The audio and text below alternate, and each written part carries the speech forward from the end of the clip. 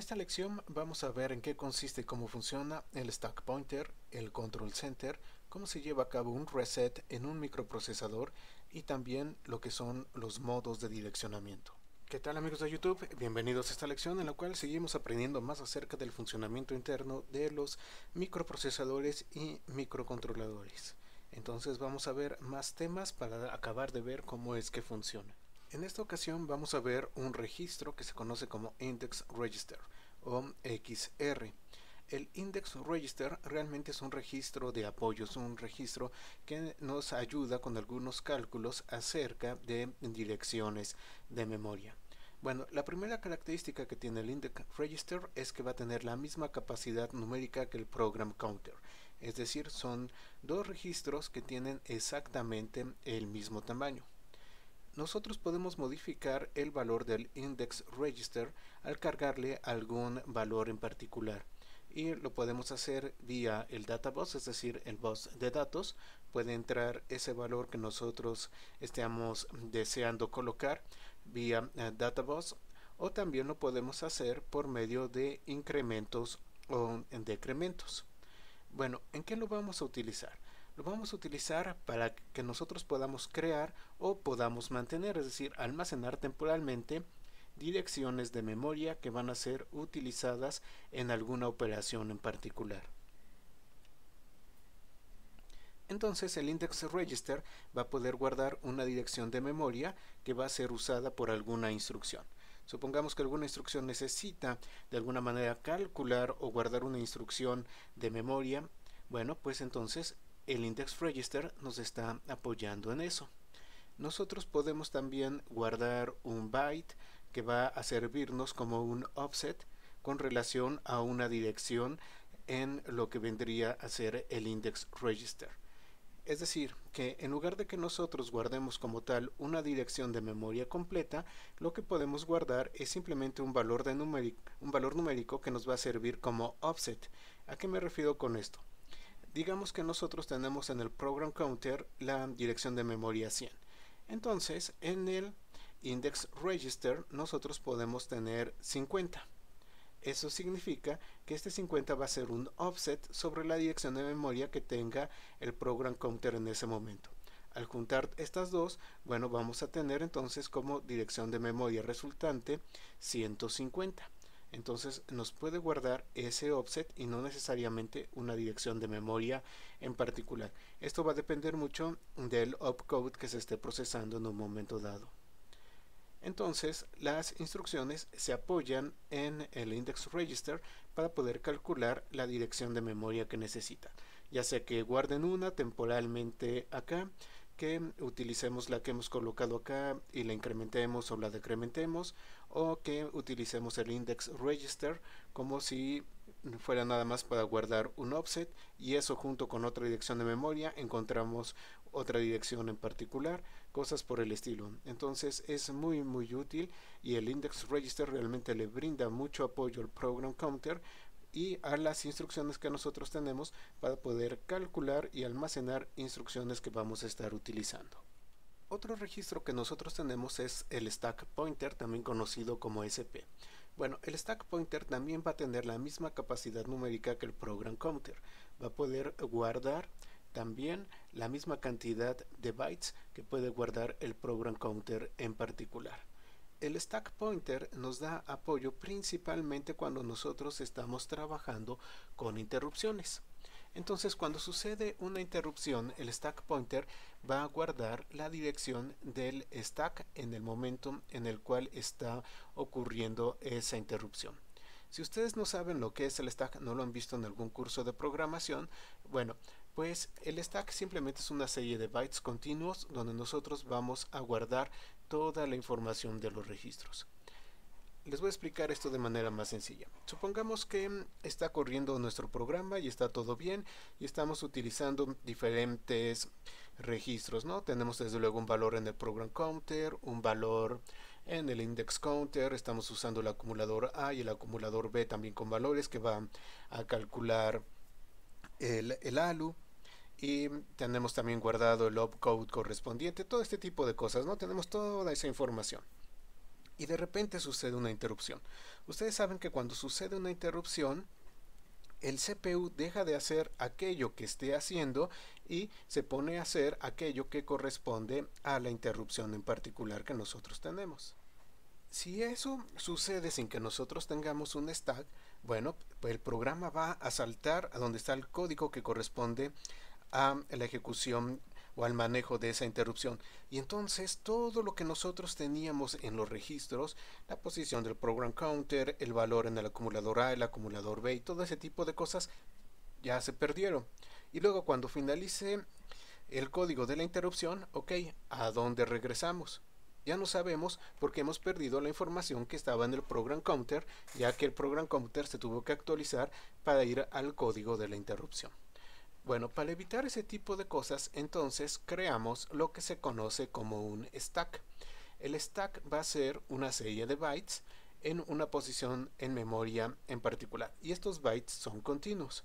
Bueno, en cada uno de estos bytes nosotros vamos a ir guardando información de los registros que tenemos, es decir, hacemos una copia del estado del microprocesador en el momento en el cual surgió la interrupción. Entonces en ese stack guardamos la información del program counter, guardamos la información del acumulador A, del acumulador B, de todo lo demás. Queda todo eso guardado en el stack. Y el stack pointer va a tener la dirección en donde está empezando el stack. Es decir, tiene la información del primer byte del stack. Esa dirección es lo que se conoce como top of the stack. Bueno, entonces ya se va al microprocesador, hace todo el código que tiene que hacer de la interrupción, finaliza la interrupción y entonces al finalizar la interrupción queremos que el microprocesador continúe trabajando en donde se había quedado. Tomamos entonces la dirección que está en el stack pointer y empezamos a restituir los valores adentro de los registros del microprocesador. Colocamos ese valor que habíamos guardado el program counter en el program counter, el valor del acumulador A en el acumulador A, el valor del acumulador B en el acumulador B y así sucesivamente. De tal manera que gracias a la información que guardamos en el stack, el microprocesador ha recuperado el estado que tenía antes de que sucediera la interrupción y puede ahora continuar con el resto del programa como si nada hubiera sucedido. Y es la importancia que tiene la parte del stack y también la importancia que tiene el stack pointer. Y recuerden, esto trabaja en unión con las interrupciones, cuando sucede una interrupción en particular. Todo esto nos permite restaurar el estado del microprocesador y seguir con nuestro programa de forma normal, ya después de que hemos finalizado con el manejo de esa interrupción en particular. Por último, vamos a ver el Control Center, también una parte sumamente importante del microprocesador. Bueno, cada elemento del MPU va a recibir órdenes del Control Center. Los registros, todo recibe órdenes del Control Center. Es el que realmente está orquestando todo lo que está sucediendo en el interior del microprocesador. Bueno, va a saber qué hacer en base al último opcode, en base a la última instrucción que se recibió, sabe qué es lo que se tiene que ir haciendo y va activando o desactivando zonas del microprocesador de acuerdo a esa instrucción. También, desde luego, va a poder llevar a cabo, digamos, cosas como decirle al incrementer, incrementa el program counter en 8, cosas por el estilo, o le va a decir al acumulador A, ok, recibe información que venga del databus, cosas por el estilo. Eso es lo que hace el Control Center. Por eso el Control Center está alambrado a todas las demás áreas que nosotros tenemos en el microprocesador. También una parte importante es que va a mantener el orden en la comunicación con el exterior del MPU por medio del Control Bus. Nosotros tenemos un bus que sale del Control Center, es este de acá, y que va al exterior. Entonces, este bus nos va a servir también para mantener el orden en la comunicación con el exterior.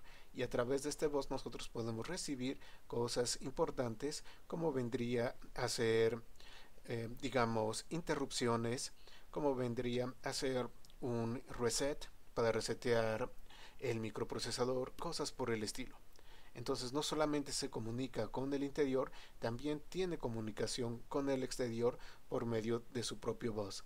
Nada más que este bus en general va a ser una serie de líneas separadas, es decir, cada línea se controla por separado, a diferencia del bus de datos o el bus de direcciones que va el byte o va la palabra completa. Aquí cada línea es un bit que se controla por separado. Nosotros tenemos una operación especial en los microprocesadores y en los microcontroladores, que es la operación de reset. Es el reseteo como tal. Bueno, los microprocesadores van a tener un pin que al colocarlo en 0 va a forzar el reseteo del microprocesador o del microcontrolador. Bueno, aquí también podemos tener resets que necesiten un 1 para llevarse a cabo, pero recuerden que estamos trabajando en base al MC 6802. Bueno, entonces, cuando colocamos un 0 en el pin de reset, se forza el reseteo.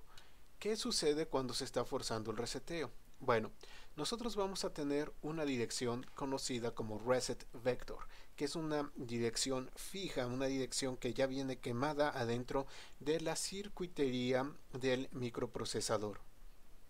Y cuando se recibe un reset, esta dirección se coloca en el address bus y en el program counter, desde luego. Entonces lo que sucede es que el microprocesador va a empezar otra vez a trabajar a partir de esta dirección conocida como reset vector.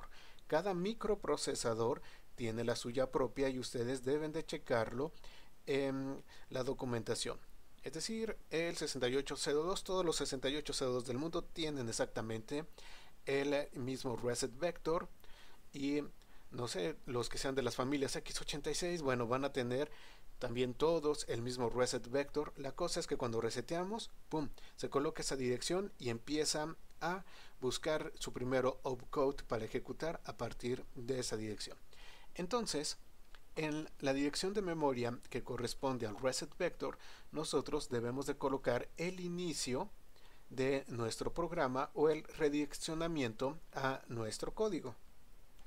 Esto generalmente lo vamos a hacer por medio de un ROM, es decir, en el ROM nosotros vamos a colocar ese código para que inicie nuestro programa, o vamos a colocar el redireccionamiento a otra parte en memoria para que a partir de ahí inicie la ejecución del programa. Cuando ustedes tienen su computadora y le dan un reset, sucede exactamente lo mismo.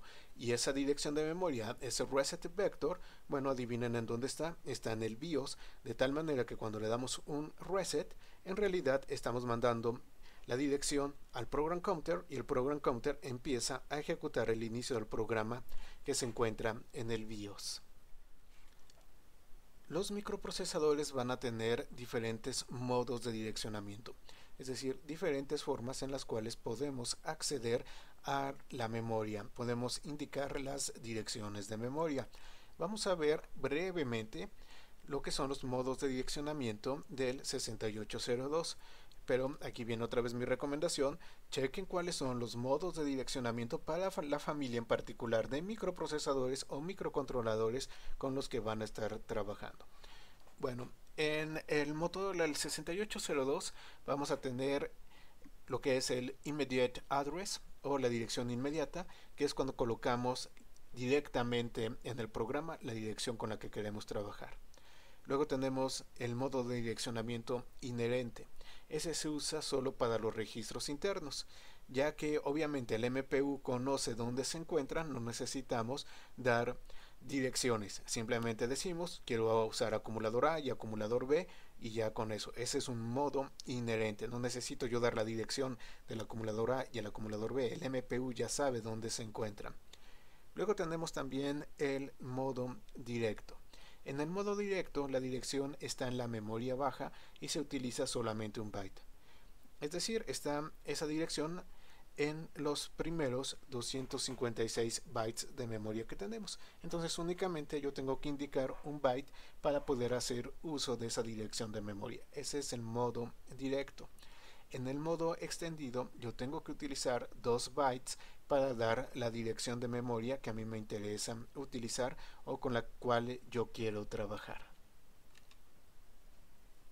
Luego tenemos lo que conocemos como Indexed Addressing. Bueno, aquí en este caso va a utilizar un valor colocado en el index register. Ese valor más el que se encuentra en el program counter es la nueva dirección.